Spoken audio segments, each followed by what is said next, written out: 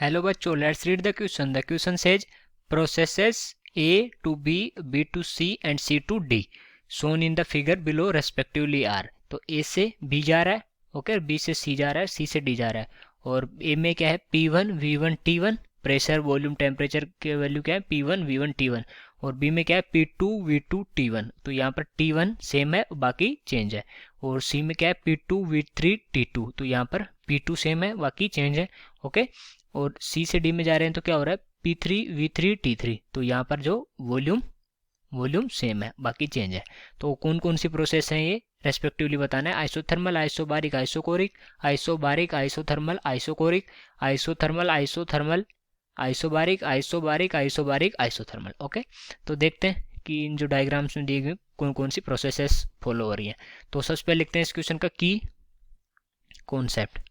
और इस क्वेश्चन का की कॉन्सेप्ट क्या हो जाएगा, different type of processes, different types of process, different types of process.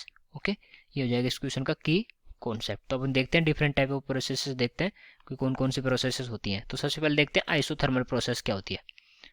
Isothermal process, okay, the process in which temperature remains constant, temperature remains constant. Temperature क्या रहता है, कांस्टेंट, मतलब डेल्टा टी क्या रहता है, 0. ओके, उसको बोलते हैं आइसोथर्मल प्रोसेस. और दूसरी प्रोसेस क्या होती है अपनी, जो आइसोबारिक प्रोसेस. आइसोबारिक देखते हैं, आइसोबारिक प्रोसेस. ओके, जो आइसोबारिक प्रोसेस है उसमें क्या होता है, the process in which the pressure remains constant, pressure remains constant, pressure remains constant. Okay, मतलब delta P is equal to 0. इस कंडीशन, ये अगर ये कंडीशन हो तो उस प्रोसेस को क्या बोलते हैं, आइसोबारिक प्रोसेस. और जो तो अपनी थर्ड प्रोसेस है वो आइसोकोरिक प्रोसेस, आइसोकोरिक प्रोसेस. और आइसोकोरिक प्रोसेस क्या होती है, the process in which the volume remains unaffected,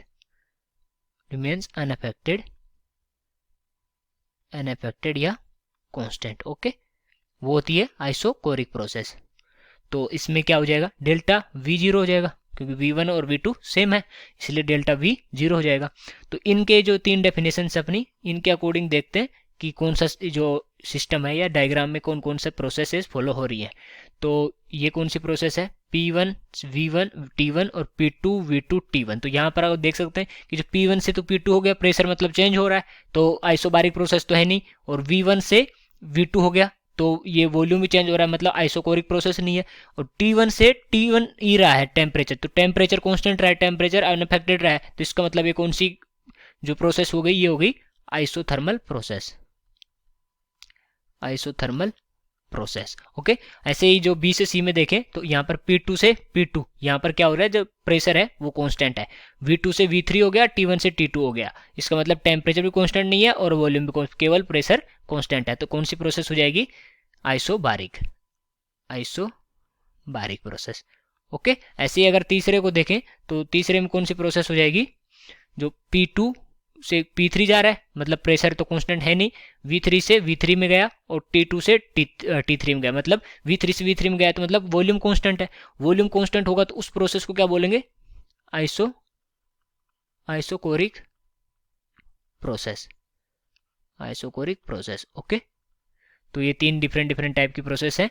तो कौन सा ऑप्शन करेक्ट हो जाएगा, isothermal, isobaric, isochoric, isothermal, isobaric, isochoric. तो कौन सा ऑप्शन करेक्ट हो गया, ए ऑप्शन करेक्ट हो जाएगा. So I hope you understood it well. Best of luck.